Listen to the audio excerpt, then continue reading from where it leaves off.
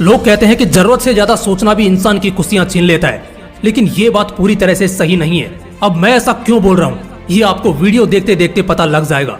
अगर आप भी ज्यादा सोचते हैं तो आपको पता होना चाहिए कि ज्यादा सोचना यानी कि ओवर थिंकिंग करना आपके लिए कितना सही है और कितना गलत, क्योंकि ओवर थिंकिंग लोगों की जिंदगी बर्बाद भी करती है और आबाद भी करती है। ओवर थिंकिंग किस तरह से सही है, इसके बारे में मैं आगे 3 पॉइंट्स में बात करूंगा, लेकिन पहले बात करते हैं कि ओवर थिंकिंग से लोगों की जिंदगी बर्बाद कैसे होती है। मॉडर्न साइंस के एक शोध में पता चला है कि एक नॉर्मल इंसान अपनी जिंदगी का 45% टाइम ओवर थिंकिंग में यानी कि ज्यादा सोचने में बिता देता है और बेवजह सिर दर्द और डिप्रेशन जैसी समस्याओं से घिरा रहता है, जो कि एक बहुत बड़ी वजह होती है असफल होने की।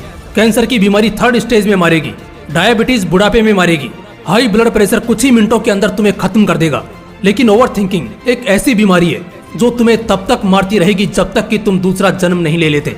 आपको पता है इस बीमारी का जन्म कैसे होता है? जब भी हम बात करते हैं अपनी जिंदगी के बारे में, जैसे हम अपनी लाइफ में क्या करना चाहते हैं, किस मुकाम पर पहुंचना चाहते हैं, कितनी कामयाबी को पाना चाहते हैं और किसके साथ रिश्ते में आना चाहते हैं, तब हमारा दिमाग हमें हमेशा नेगेटिविटी की तरफ ले जाता है और हम उस कंडीशन के नुक्स निकालने लग जाते हैं और यही जन्म लेती है ये बीमारी जिसे हम ओवर थिंकिंग के नाम से जानते हैं। मैंने बहुत लोगों को देखा है, खासकर वो लोग जिनका ब्रेकअप हुआ होता है, जिनकी जिंदगी से कोई शख्स चला गया होता है, जो अपनी लाइफ में बहुत निराश होते हैं या जो हरेसमेंट का शिकार होते हैं। ऐसे लोग लगातार सोचते रहते हैं और इससे इनकी कंडीशन सुधरने की जगह पहले से भी ज्यादा बिगड़ जाती है। ज्यादा सोचना ही सिर्फ एकमात्र विकल्प नहीं है जिंदगी की परेशानियों से निकलने का, बल्कि इसके अलावा भी कई रास्ते मौजूद हैं। ओवर थिंकिंग करने वाले लोग अपने जीवन का सिर्फ 10% हिस्सा ही जी पाते हैं, बाकी 90% घुट घुट कर जीते हैं। मैं आज 3 मेन पॉइंट्स पर बात करूंगा और ये वही 3 मेन पॉइंट्स हैं जो हर किसी की जिंदगी का कांटा बने होते हैं। Point number 1, over thinking is wrong और राइट। क्या हमारा ज्यादा सोचना गलत है या फिर ये सही है?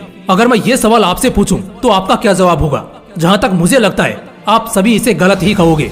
आपके मुताबिक ओवर थिंकिंग गलत है, लेकिन मैं पूछता हूँ कि ये गलत क्यों है और कैसे है? बिकॉज जितने भी महान थिंकर्स और राइटर्स रहे हैं, उन्होंने बिना सोचे तो उन सब थ्योरीज को एक्सप्लोर नहीं किया है जिन्हें आज हम रियल लाइफ में देखते हैं। चाहे वो भगवान बुद्ध हो, आइजक न्यूटन हो या अल्बर्ट आइंस्टाइन हो, बड़े बड़े वैज्ञानिक, डॉक्टर्स, इंजीनियर्स और एक आम इंसान में क्या फर्क होता है? बस यही फर्क होता है कि जहाँ एक एवरेज इंसान सोचना बंद करता है, वहीं से इनके सोच के समंदर की शुरुआत होती है। इसका मतलब ओवर थिंकिंग करना गलत नहीं है, लेकिन तब तक जब तक आप रियलिटी में एक्शन लें। जैसे इंसान मेनली 2 परिस्थितियों में दिमाग को ज्यादा दौड़ाता है, बहुत ज्यादा सोचता है। पहला बिलीव और प्रिडिक्ट के केस में, और दूसरा जेलेसी और रिजेक्शन के समय।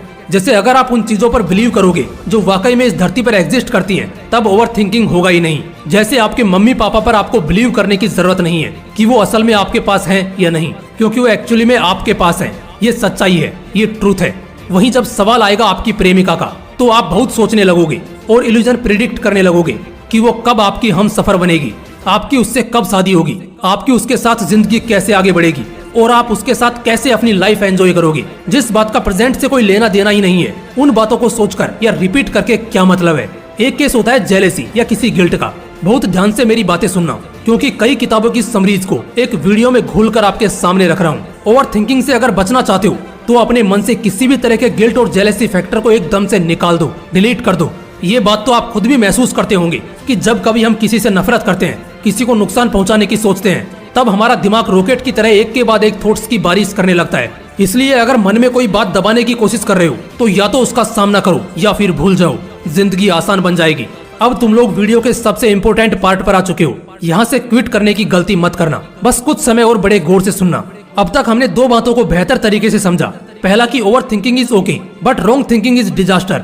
ज्यादा सोचना गलत नहीं है, बल्कि गलत सोचना गलत है। वहीं पॉजिटिव चीजों को सोचो ना, किसने रोका है? जितना सोचोगे उतना एनर्जेटिक फील करोगे।